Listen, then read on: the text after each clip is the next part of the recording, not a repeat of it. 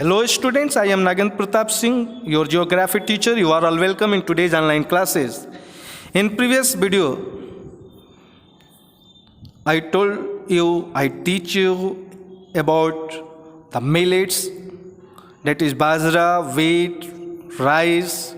But in this video, I am going to teach you about maize, pulses and sugarcane. So our today's first topic is maize.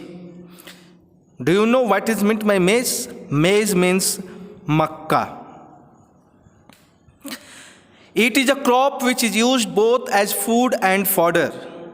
मक्का का फसल ऐसा है जिसे हम चारे के रूप में भी प्रयोग करते हैं और साथ ही साथ खाने के लिए भी उसका हम प्रयोग करते हैं. It is a kharif crop which requires temperature between 21 degree Celsius to 27 degree Celsius. और मेज जो है खरीफ फसल बोला जाता है और इसमें जो तापमान चाहिए इस फसल के लिए वह 21 डिग्री सेल्सियस से 27 डिग्री सेल्सियस तक होना चाहिए. And grows well in old alluvial soil. Alluvial soil का मतलब होता है कछार का, बाढ़ के मिट्टी का या जलोढ़ भी कहते हैं. जब नदियाँ अपने साथ अप्रदन की हुई सारी चीज़ें जो अब काटते हुए अपने साथ लाती हैं और बाढ़ क्षेत्र में किनारे उसको फेंक देती हैं, छोड़ देती हैं, उसके बाद जहाँ जो वहाँ की मिट्टी होती है, ज़मीन होता है, बहुत ही उपजाऊ होता है. उसी को बाढ़ का मिट्टी, कछार या जलोढ़ कहा जाता है. तो ऐसे खेतों में नदियों के किनारे, ताल में जहाँ बाढ़ उड़ाता है, अब बाढ़ से वहाँ की मिट्टी जो होती है हर साल नई होती रहती है, उपजाऊ मिट्टी वहाँ आता जाता रहता है. तो इन बाढ़ के पानी के द्वारा उपजाऊ मिट्टी वहाँ ला के छोड़ दिया जाता है जिससे कि वहाँ की भूमि उपजाऊ हो जाती है. तो ऐसे खेतों में यानी एलिवियल सॉइल में इस तरह के मिट्टी में बहुत ही अच्छा मक्का का फसल होता है. इन सम स्टेट्स लाइक बिहार मेज is grown in rabi season also. और मक्का ऐसा फसल है जिसको हम दोनों सीजनों में बो सकते हैं. खरीफ सीजन में भी बोया जाता है और रबी सीजन में भी इसको बोया जाता है. दो टाइम दोनों सीजन में मक्के की खेती होती है. Use of modern inputs such as HYV seeds, fertilisers and irrigation have contributed to the increasing production of maize. HYV का मतलब होता है हाई यील्डिंग वैरायटी सीड्स, यानी उन्नतशील बीज, खाद, सिंचाई की व्यवस्था मक्के की उत्पादन को बढ़ाता है. मेजर मेज प्रोड्यूसिंग स्टेट्स आर, जो मुख्य रूप से मेज की खेती करने वाले स्टेट हैं वे हैं कर्नाटका, उत्तर प्रदेश, बिहार, आंध्र प्रदेश, तेलंगाना एंड मध्य प्रदेश. इन चीज़ों को आपको याद रखना होगा क्योंकि परीक्षा में पूछा जाता है ये कि किस स्टेट में कौन सी फसल मुख्य रूप से बोई जाती है या कौन कौन से फसल किस किस राज्यों में बोई जाती हैं, ये आपको बताना पड़ेगा. इसलिए हमेशा आप इसको ध्यान रखेंगे. अब अगला चलता है pulses. Pulses means dal. India is the largest producer as well as the consumer of pulses in the world. Bharat जो है एक ऐसा मात्र देश है जो विश्व में सबसे अधिक दाल का उत्पादन भी करता है और सबसे अधिक खपत भी करता है, यानी कंज्यूम भी करता है. These are the major source of protein in a vegetarian diet.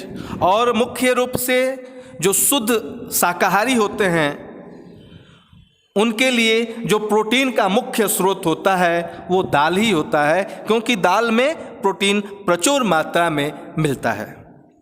Major pulses that are grown in India are, और ये जो दाल हैं ये भी कई वैरायटी के हैं. जैसे आपने सुना होगा अरहर का दाल होता है, चना का होता है, मटर का होता है, मसूरी का होता है, यानी कई प्रकार के दाल होते हैं। तो इसमें जो मेजर पल्सेज हैं, जो मुख्य रूप से दाल जो भारत में बोए जाते हैं, उसमें है अरहर, उड़द, मूंग, मसूर, पीस, मटर एंड ग्राम, चना का भी दाल होता है। तो ये मुख्य रूप से ये इस तरह के जो दाल हैं हमारे भारतवर्ष में इनकी खेती की जाती है। Can you distinguish which of this pulses are grown in the kharif season and which are grown in the rabi season. और ये जो दाल हैं ऐसा नहीं है कि केवल एक ही सीजन में बोए जाते हैं, कुछ दाल हैं खरीफ सीजन में भी बोए जाते हैं और कुछ दाल हैं कि रबी सीजन में भी बोए जाते हैं। Pulses need less moisture and survive even in dry condition. ये जो दाल की खेती होती है अरहर की और मोटे अनाज की जो होती है, कम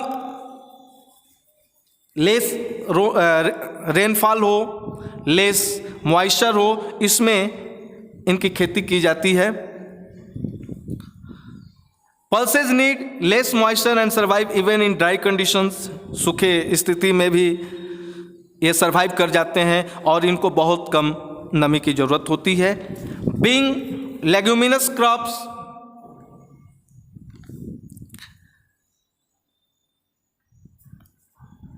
all these crops except arhar help in restoring soil fertility by fixing nitrogen from the air। ये चूंकि जितने भी हैं दाल ये फलीदार कहे जाते हैं। लेग्यूमिनस क्रॉप्स का मतलब होता है फलीदार, इसमें फल लगता है। ठीक, जैसे आप मटर का लगता है, चना का भी लगता है, तो इसलिए इसको हम लेग्यूमिनस क्रॉप कहते हैं, फलीदार फसल कहते हैं। तो ये जितने भी फलीदार हैं इनमें से केवल एक अरहर को छोड़ के बाकी सभी दाल जो हैं पल्सेज हैं उनके अंदर हवा से नाइट्रोजन के द्वारा उनमें ताकत होती है कि वो सीधे सीधे, क्योंकि ऐसे में क्या होता है कि उनके रूट्स में बैक्टीरिया होते हैं। ये एक अलग प्रकार की बैक्टीरिया होती हैं रूट्स में, क्योंकि ये सीधे सीधे नाइट्रोजन को एब्जॉर्ब नहीं कर सकता है प्लांट जो है जिस तरह ऑक्सीजन और बाकी चीज़ें मिनरल्स एब्जॉर्ब कर लेता है ऑक्सीजन हवा से। ठीक, पौधे को खाने बनाने के लिए कार्बन डाइऑक्साइड की मुख्य रूप से आवश्यकता रहती है, सनलाइट है, वाटर है, मिनरल्स है, तो ये इन चीज़ों को तो ये एब्जॉर्ब कर लेता है। लेकिन चूंकि नाइट्रोजन को ये प्लांट्स की जो पत्तियां हैं वो सीधे एब्जॉर्ब नहीं कर पाती हैं, तो उसके लिए क्या होता है कि इनके रूट्स में, अरहर को छोड़ के इनके रूट्स में बैक्टीरिया होते हैं और वो क्या करते हैं, नाइट्रोजन को पहले वो एब्जॉर्ब करते हैं, उसके बाद नाइट्रिक एसिड में उसको कन्वर्ट करते हैं और नाइट्रिक एसिड में कन्वर्ट करने के बाद फिर से उसको सॉइल में वो छोड़ देते हैं। ठीक, और फिर जब सॉइल में चला जाता है तो वहाँ से जड़ जो है उसको मिनरल्स और वाटर के साथ वो एब्जॉर्ब करके पत्तियों में पहुँचा देता है। इसीलिए और यह जो चीज़ें हैं इनके अरहर को छोड़ के बाकी जो दाल हैं इनके रूट्स में बैक्टीरिया होते हैं, इसीलिए कहा जाता है कि एक खेत के एक प्लॉट में एक प्रकार की ही खेती नहीं करनी चाहिए।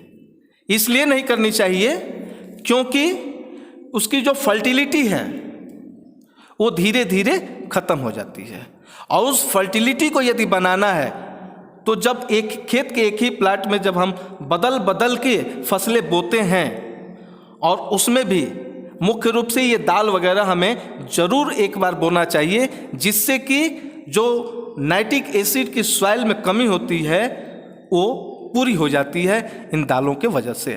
ठीक, Therefore, these are mostly grown in rotation with other crops. Major pulse producing states in India are. इसलिए उनको अदल बदल करके यदि इस बार गेहूँ बो दिए तो चना बो दिए, तो फिर धान बो दिए, तो फिर मटर बो दिए, इस तरह से करके बोना चाहिए। लगातार एक ही तरह का फसल नहीं बोना चाहिए। और जो मुख्य रूप से दाल प्रोड्यूस करने वाले स्टेट हैं वो हैं मध्य प्रदेश, उत्तर प्रदेश, राजस्थान, महाराष्ट्र एंड कर्नाटका। हम आशा करते हैं अच्छी तरह से बारीकी से आप लोगों को समझ में आया होगा। फूड क्रॉप्स, जो तीसरा अब नेक्स्ट हमारा टॉपिक होगा, food crops other than grains. ये सभी क्या थे? अनाज थे। अब अनाज के अलावा दूसरे भी तरीके के भोज्य फसल होते हैं जिसको हम खा सकते हैं, ठीक। तो उसमें आता है जो पहला नाम है शुगर केन। शुगर केन का मतलब होता है ईख, और यह ऐसा है कि उष्णकटिबंधीय क्षेत्र हो चाहे उप उष्णकटिबंधीय क्षेत्र हो, जिसको ट्रॉपिकल और सब ट्रॉपिकल क्रॉप रीजन कहा जाता है।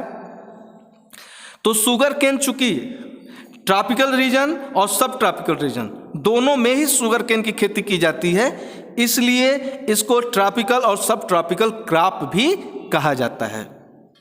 It grows well in hot and humid climate with a temperature of 21 degree Celsius to 27 degree Celsius.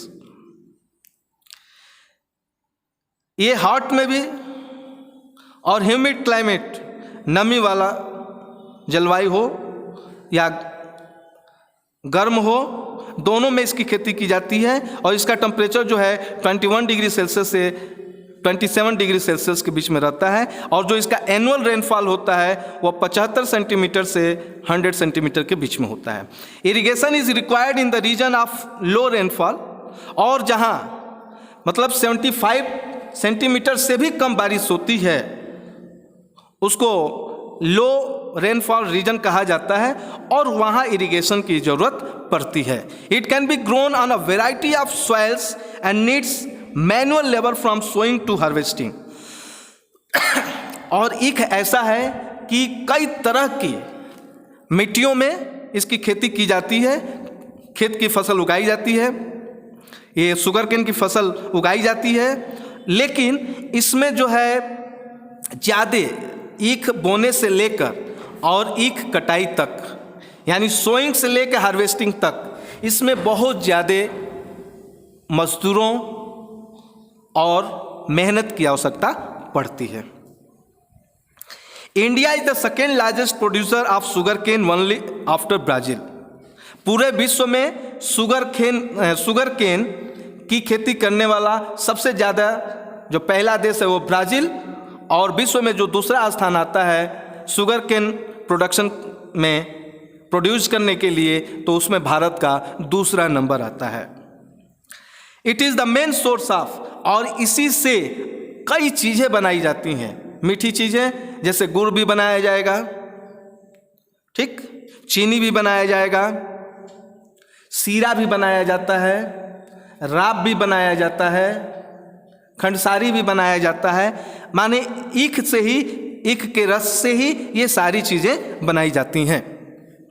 The major sugarcane producing states, जो मुख्य रूप से प्रोड्यूसिंग स्टेट हैं शुगर केन के, वो हैं उत्तर प्रदेश, महाराष्ट्र, कर्नाटका, तमिलनाडु, आंध्र प्रदेश, तेलंगाना, बिहार, पंजाब एंड हरियाणा। ये इतने राज्य हैं जहाँ पे ईख की प्रमुखता से खेती की जाती है। और हमारे यहाँ जैसे उत्तर प्रदेश, बिहार, पंजाब, हरियाणा, मध्य प्रदेश, यहाँ तो कई ऐसी फसलें हैं जो मेजर क्रॉप्स होते हैं और मुख्य रूप से उनका हाई प्रोडक्शन हमारे स्टेट में होता है। इस वीडियो में बस इतना ही। अगले वीडियो में मैं ऑयल सीड्स लेके आऊँगा। तब तक के लिए धन्यवाद।